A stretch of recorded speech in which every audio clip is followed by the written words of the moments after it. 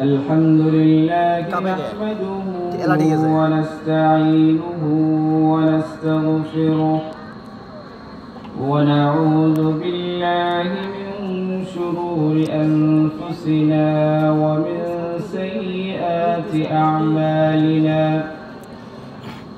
من يهده الله فلا مضل له ومن يضلله فلا هادي له ونشهد أن لا إله إلا الله وأن محمدا عبده ورسوله أرسله بالحق بشيرا ونذيرا وداعيا إلى الله بإذنه وسراجا منيرا أما بعد فأعوذ بالله من الشيطان الرجيم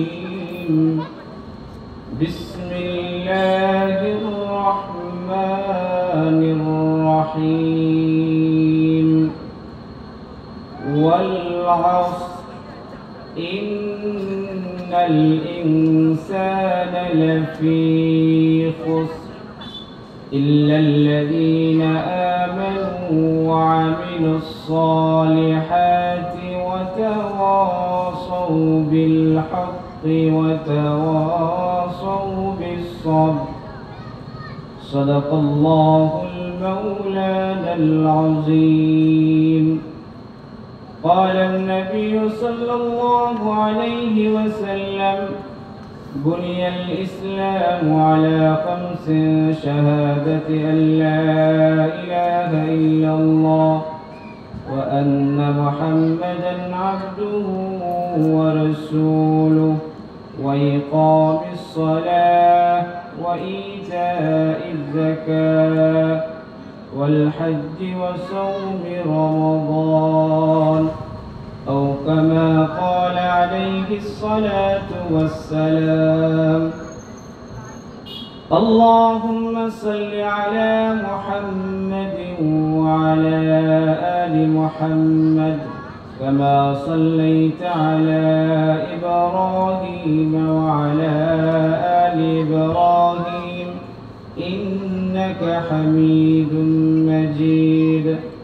اللهم بارك على محمد وعلى آل محمد كما باركت على إبراهيم وعلى آل إبراهيم إنك حميد مجيد.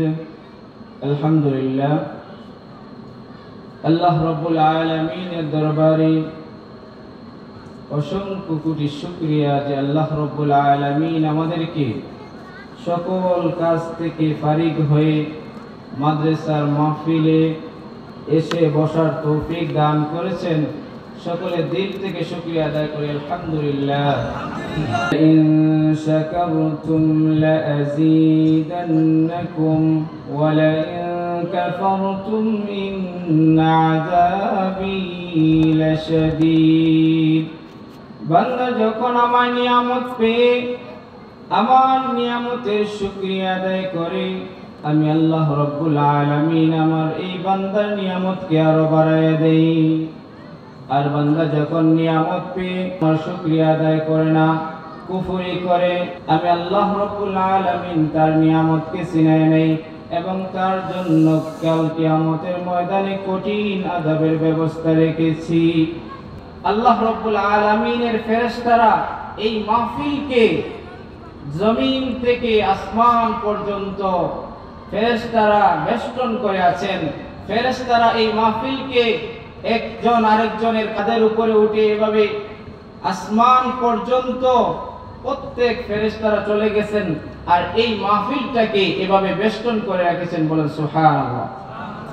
আমি আপনাদের সম্মুখে যেই আয়াতে কারিমা যে সূরা তেলাওয়াত করেছি আমরা সকলেই জানি, আমরা এই সকলের মুখস্থ আছে, আমরা সকলে পড়ি বিসমিল্লাহির রাহমানির রাহিম ওয়াল আসর ইন্নাল ইনসানা লাফি খুসর إلا الذين آمنوا وعملوا الصالحات وتواصوا بالحق وتواصوا بالصبر আল্লাহ রাব্বুল আলামিন বলেন আমি সময়ের কসম খাইলাম আল্লাহ রাব্বুল আলামিন সময়ের কসম খেলেন ওয়াল আসর সময়ের কসম খেয়েছেন কিসের কসম খেয়েছেন সময়ের কসম খেয়েছেন আল্লাহ রাব্বুল আলামিনের কাছে সময়ের দাম আছে সময়ের মূল্য আছে এইজন্য আল্লাহ রাব্বুল আলামিন সময়ের কসম খেয়েছেন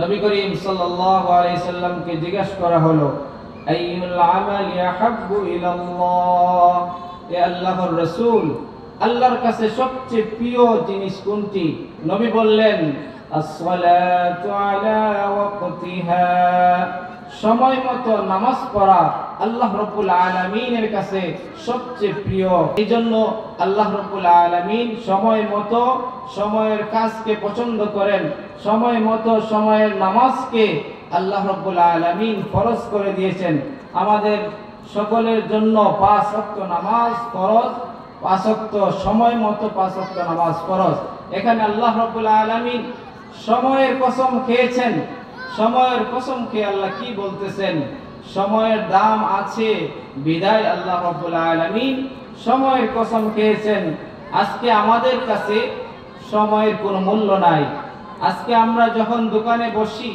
বসার পরে আমরা যখন 3-4 জন মিলে গল্প করি গল্প করতে করতে ঘন্টার পর ঘন্টা চলে যায় কিন্তু আমাদের গল্প শেষ হয় না এবং একটু মাত্র আমরা উপলব্ধি করি না যে আমার জীবন থেকে যে একটি সময় চলে যাচ্ছে 1 মিনিট সেকেন্ড ঘন্টা চলে যাচ্ছে কিন্তু আমাদের কোনো খোঁজ খবর নাই আল্লাহ রাব্বুল আলামিনের কাছে সময়ের মূল্য আছে সময়ের মূল্য আছে বিদায় আল্লাহ রাব্বুল আলামিন সময়ের কসম কে বলতেছেন ইন্নাল ইনসানা লাফি খুসর আল্লাহ বলেন সমস্ত মানুষ ক্ষতির ভিতরে রয়েছে আল্লাহ বলেন সমস্ত মানুষ ক্ষতির ভিতরে রয়েছে সময়ের কসম খেয়ে আল্লাহ রাব্বুল আলামিন বললেন সমস্ত মানুষ ক্ষতির ভিতরে রয়েছে ইল্লাল্লাযীনা আমানু শুধুমাত্র তারা ব্যতীত কারা ব্যতীত ইল্লাল্লাযীনা আমানু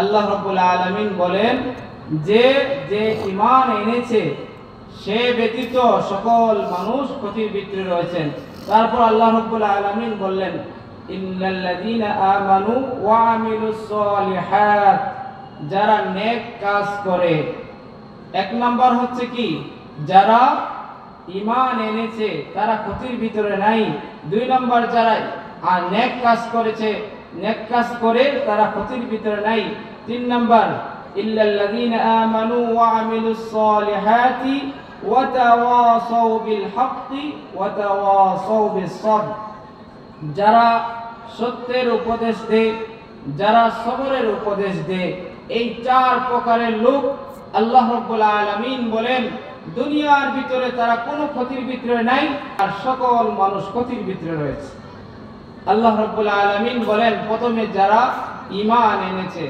আমরা সকলে পড়েছি লা ইলাহা ইল্লাল্লাহু মুহাম্মাদুর রাসূলুল্লাহ সাল্লাল্লাহু আলাইহি ওয়াসাল্লাম আল্লাহ ছাড়া কোনো মাবুদ নেই হযরত মুহাম্মদুর রাসূলুল্লাহ সাল্লাল্লাহু আলাইহি ওয়াসাল্লাম আল্লাহ তাআলার রাসূল এই কথা আমরা মানছি এই কথা আমরা স্বীকার করে নিয়েছি এই কথা আমরা বিশ্বাস করে নিয়েছি এজন্যই আমরা ঈমানদার আর এই ঈমানদারের ব্যাপারে আল্লাহ রাব্বুল আলামিন বলেন যে এই ঈমানদাররা ক্ষতির ভিতরে নাই আর সকল মানুষ ক্ষতির ভিতরে রয়েছে ঈমান এমন একটা জিনিস এই ঈমান যদি আপনার না থাকে আপনার ঈমান নাই আপনি কবরে গিয়েছেন আপনার ইন্তেকাল হয়ে গেছে আপনার কপালে জান্নাত জুটবে না আমরা যদি কবরে যাই কবরে যাওয়ার আগে আমাদেরকে ঈমান এবং আমল নিয়ে যেতে হবে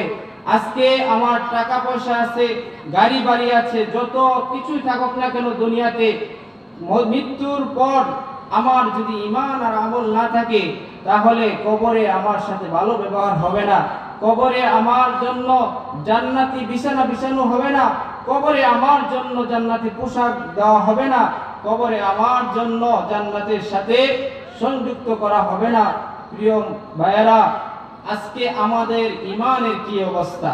নবী করিম সাল্লাল্লাহু আলাইহি সাল্লাম বলেছেন, আখেরি জামানা এমন একটা জামানা আসবে, যেই জামানায় মানুষ যখন ঘর থেকে বের হবে, ঘর থেকে বের হওয়ার সময় সে ঈমান নিয়ে বের হবে, যখন সে ঘরে ঢুকবে ঈমান হারা হয়ে ঢুকবে।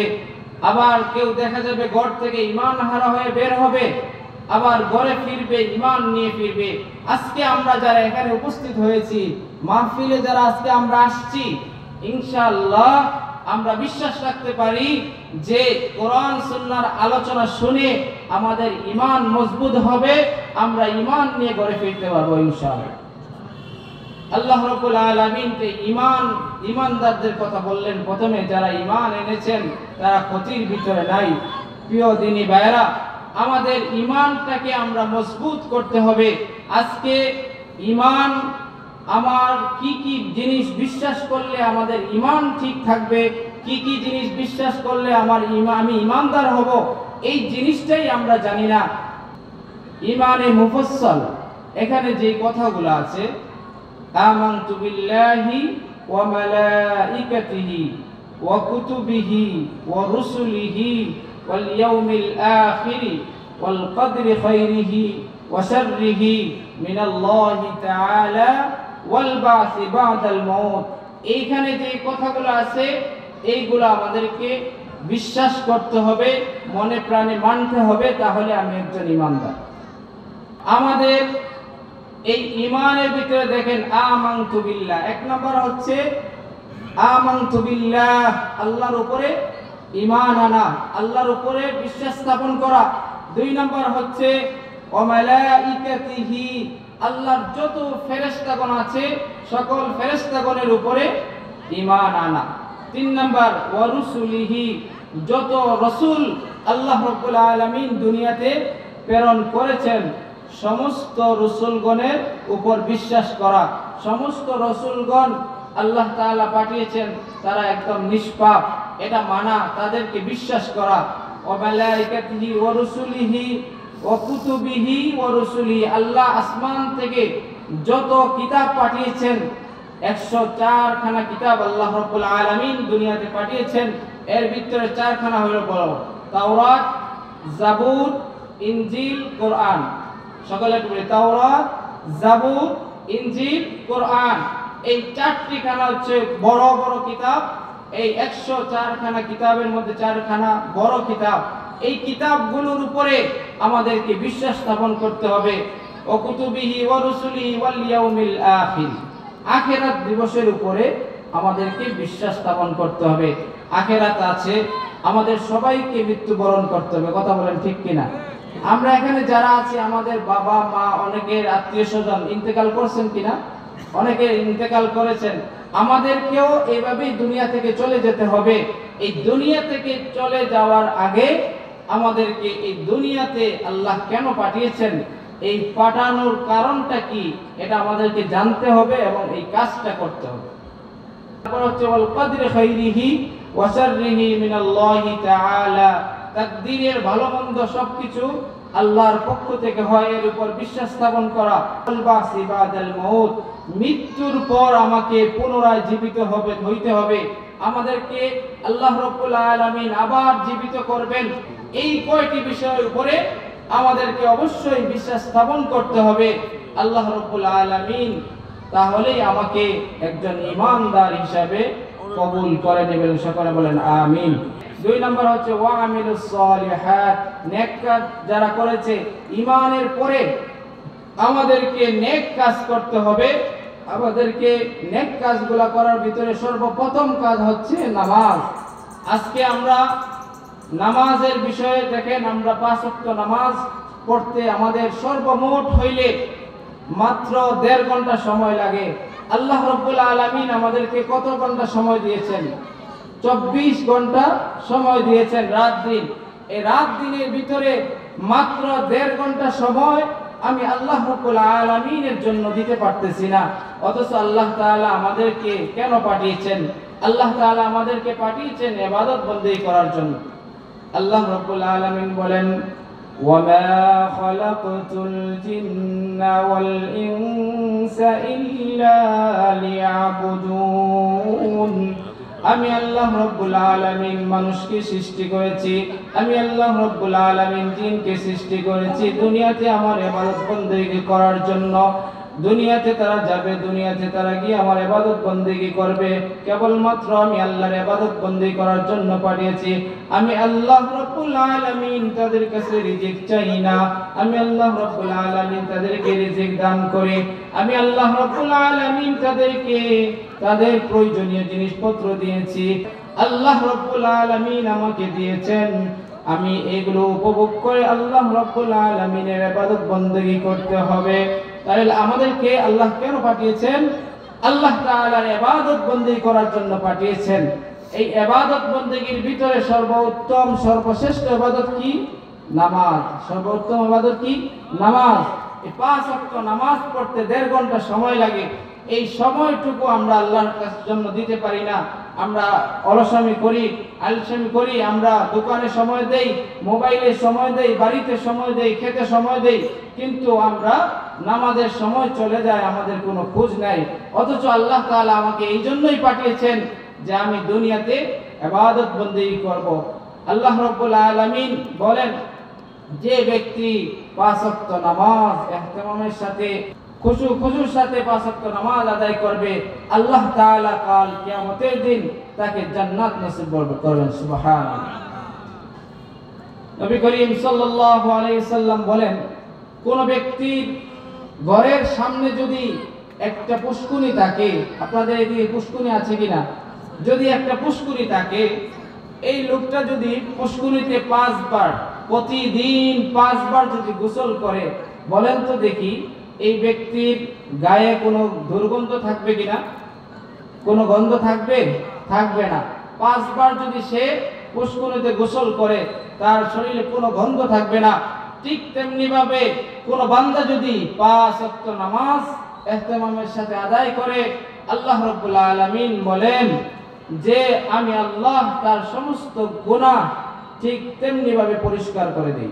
সুবহানাল্লাহ। আল্লাহ রাব্বুল আলামিনের ঈমান আনার পর আমাদের সবাইকে আমল করতে হবে, নেক আমল করতে হবে। আমলের ভিতরে 5 ওয়াক্ত নামাজ আমাদেরকে যথাসময় আদায় করতে হবে। তারপর আল্লাহ রাব্বুল আলামিন বলেন যে ইল্লাল্লাযীনা আমানু ওয়া আমিলুস সালিহাতি ওয়া তাওয়াসাউ বিল হাক্কি ওয়া তাওয়াসাউ বিস সাবর। একে অপরকে সত্যের ওসিয়ত করবে, একে অপরকে সবরের ওসিয়ত করবে। এই 4 প্রকার লোক ক্ষতির ভিতরে নাই, আর বাকি সমস্ত লোক ক্ষতির ভিতরে রয়েছে। সম্মানিত দ্বীনি ভাইরা, আল্লাহ রাব্বুল আলামিন আমাদেরকে এখানে আসার তৌফিক দিয়েছেন। আল্লাহ রাব্বুল আলামিন আমাদেরকে দুনিয়াতে পাঠিয়েছেন।